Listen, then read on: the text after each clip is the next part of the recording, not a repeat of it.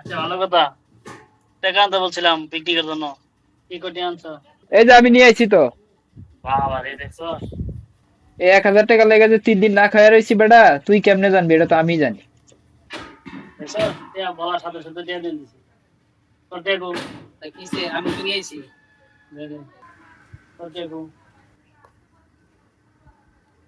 আর টিয়া দে বাইক তরকারি।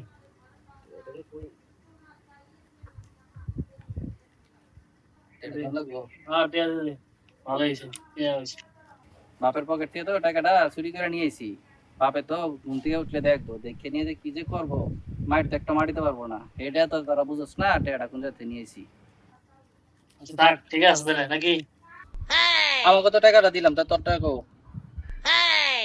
কিরে, তোরটা তাড়াতাড়ি দে।